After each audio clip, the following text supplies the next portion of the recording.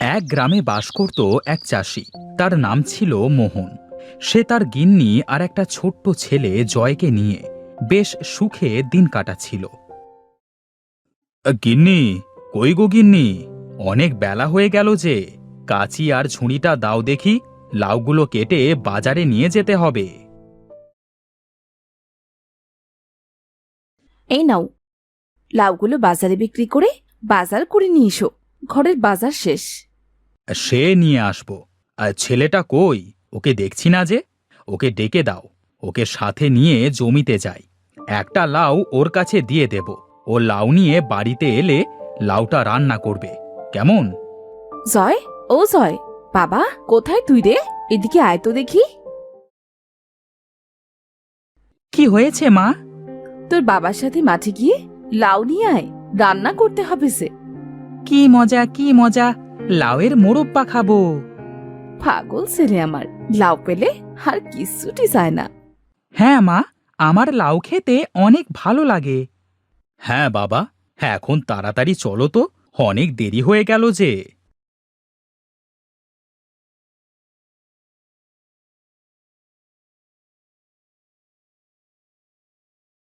বাবা, দেখো কত লাউ! এইসব লাউ আমার। আমিও বড় হয়ে তোমার মতো লাউ চাষ করব। এইসব জমিতে লাউ ফলাবো, আর অনেক বড় বড় লাউ হবে। একটা মানুষ একা নিয়ে যেতে পারবে না, এত বড় লাউ হবে। হ্যাঁ, পাগল ছেলে, লাউ আবার এত বড় হয় নাকি? হবে বাবা, হবে। তুমি দেখো, ঠিকই হবে। হ্যাঁ বাবা, তুমি যদি মন থেকে কোনো কিছু চাও, তবে বিধাতা ঠিকই তোমাকে সেটি দেবেন। এখন নাও, লাউটা নিয়ে বাড়িতে যাও।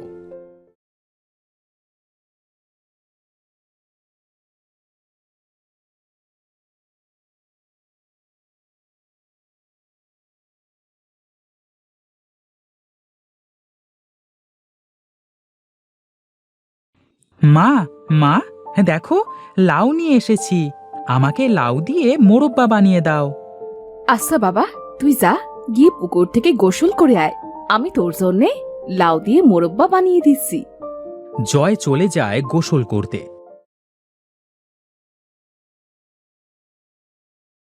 গিন্নি, ও গিন্নি, কই গো তুমি?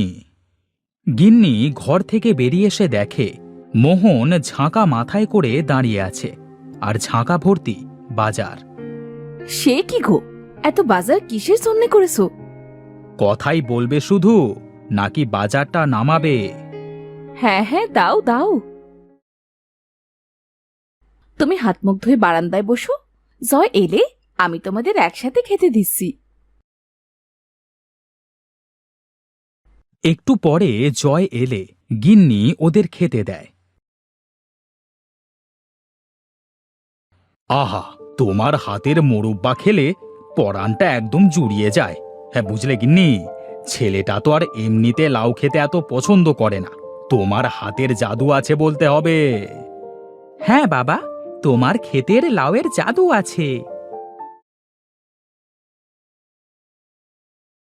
এরপর খাওয়া শেষ করে মোহন মাঠে চলে যায়। মাঠে গিয়ে মোহন দেখে রাতুল মন খারাপ করে বসে আছে। কি গো রাতুল ভাই, তুমি মাথায় হাত দিয়ে বসে আছো কেন?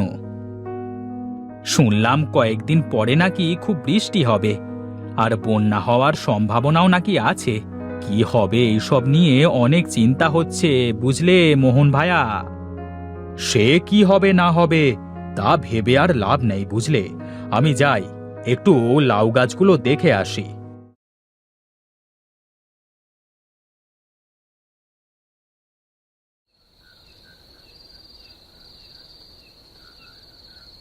বুঝলে গিন্নি, সামনে নাকি বন্যা হবে। মাঠ ভর্তি ফসল। এখন যদি বন্যা হয়, তবে মানুষের বিপদের কোনো শেষ থাকবে না। কি আর করা যাবে বলো? আমিও পাশের বাড়ির তমাল আর তমালের বউকে বলতে শুনলাম কয়েকদিন পরে নাকি বন্যা হবে। এই সময় বন্যা হলে খাবো কি বলো? সে যা হবার হবে, তা তুমি চিন্তা করে শরীর খারাপ করো না তো। ঘুমিয়ে পড়ো, অনেক রাত হয়ে গেল যে।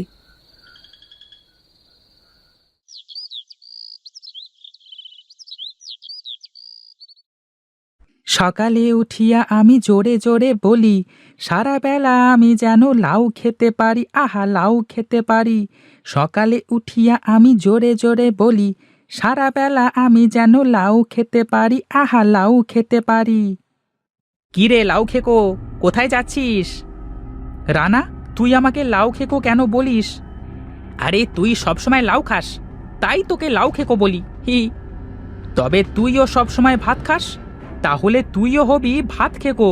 চত্ব সব। কি, আমাকে এত বড় কথা বললি? আমি তোকে দেখে নেব।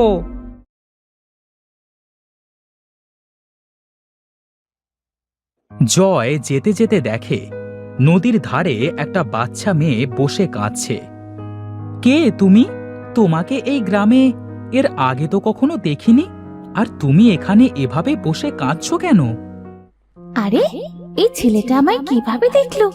মা বলেছিল যারা ভালো মনের মানুষ শুধু তারাই আমায় দেখতে পাবে। তাহলে এই ছেলেটা নিশ্চয়ই ভালো মনের মানুষ। ওকে আমার মনের কথা সব খুলে বলি, ও নিশ্চয়ই আমাকে সাহায্য করবে। এরপর মেয়েটি বলতে শুরু করে, আমার নাম মায়াপরি, আমি পরি লোকে থাকি। আমার মায়ের ভীষণ অসুখ জানো, কোনোভাবেই এই অসুখ সারছে না। পরিবৈদ্য বলেছেন আমার মায়ের অসুখ সারানোর একটা উপায় আছে, আর সেটা হলো পৃথিবী থেকে রাক্ষসী লাউ নিয়ে যেতে হবে। আমাদের তো অনেক লাউ আছে, কিন্তু রাক্ষসে লাউ কি? আগে তো কখনো এমন লাউয়ের নাম শুনিনি। পরিদের জাদুর মাধ্যমে এক ধরনের বড় আকৃতির লাউ বানানো যায়, যা কেবল পৃথিবীর মাটিতেই সম্ভব। তাই আমি পৃথিবীতে এসেছিলাম। তবে তুমি তোমার কাজ না করে এখানে বসে কাঁদছো কেন? আমার জাদুর লাঠিটা এই নদীর জলে পড়ে গেছে। লাঠি ছাড়া আমি জাদু করতে পারি না গো, আর আমি সাঁতারও জানি না। ও, এই ব্যাপার। তুমি একটু দাঁড়াও, আমি এক্ষুনি তোমার লাঠিটা এনে দিচ্ছি।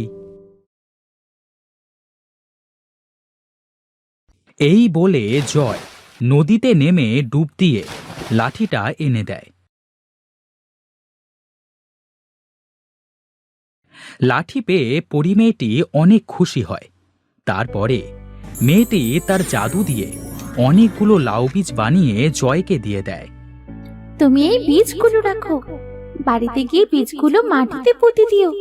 কয়েকদিন পর দেখবে তোমার এই লাউ গাছে অনেক বড় বড় লাউ হবে। তোমার লাউ গাছে লাউ ধরলে আমি এসে নিয়ে যাব। আর হ্যাঁ, তোমার কোনো বিপদ হলে নদীর পাড়ে গিয়ে আমায় ডাকবে, কেমন?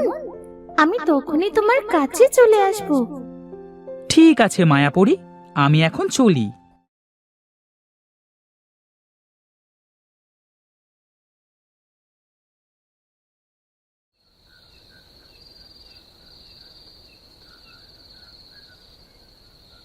এখন তো রাত হয়ে আসছে, বীজগুলো রেখে দিই, সকাল হলে বীজগুলো লাগিয়ে দেব।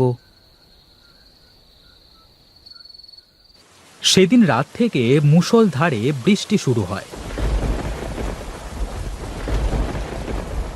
গিন্নি, যেভাবে বৃষ্টি শুরু হলো তাতে মনে হয় মাঠ ঘাট সব কিছু ডুবে যাবে।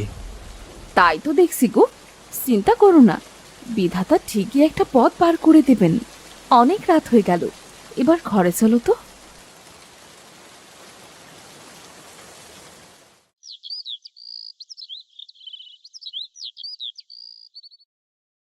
পরের দিন সকালবেলায় মোহন ঘুম থেকে উঠে মাঠে গিয়ে দেখে তার সব জমি পানিতে ডুবে গেছে।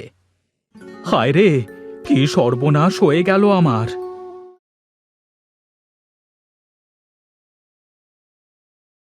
মোহন তার ক্ষেতের দুরবস্থা দেখে বাড়িতে এসে মাথায় হাত দিয়ে বারান্দায় বসে থাকে।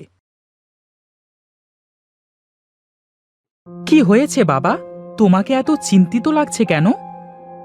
বন্যায় আমাদের সব লাউ ক্ষেত নষ্ট হয়ে গেছে, চিন্তা ছাড়া কি আর করব বলো?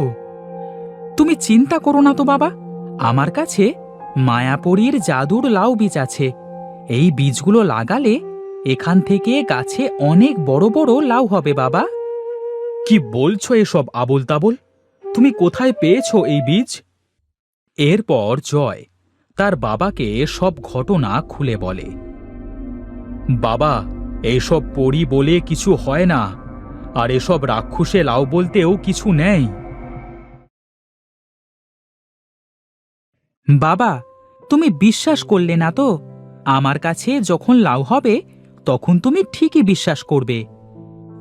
এই বলে জয় একটা টবের মধ্যে বীজগুলো দিয়ে ঘরের চালের উপরে রেখে দেয়। একদিন সে দেখে তাদের মধ্যে কিছু চারা গাছ গজিয়েছে। আর কিছুদিন পর গাছগুলো বড় হয়ে তার ঘরের চালের উপর বিশাল বড় বড় লাউ ধরেছে। এরপর জয় নদীর ধারে যায়। মায়াপুরী, মায়াপুরী, কোথায় তুমি? কি ব্যাপার জয়, আমাকে ডাকলে কেন? আমাদের ঘরের চালে অনেক বড় বড় লাউ ধরেছে। তোমার লাউগুলো তুমি নিয়ে যাও। ওই লাউ? আমার আর লাগবে না ওইসব লাউ। তুমি না চেয়েছিলে তোমার অনেক বড় বড় লাউ হবে? লাউয়ের প্রতি তোমার ভালোবাসা দেখে আমি খুব খুশি হয়েছি, আর তাই আমি বীজগুলো তোমায় দিয়েছি। তোমাকে অনেক ধন্যবাদ মায়াপুরী। যতদিন তোমার এই লাউয়ের উপর ভালোবাসা থাকবে ততদিন তোমার এই লাউ গাছে অনেক বড় বড় রাক্ষসী লাউ হবে। লাউয়ের প্রতি আমার ভালোবাসা সারা জীবন থাকবে। এরপর ওরা রাক্ষসে লাউ চাষ করে সুখে দিন কাটাতে লাগলো।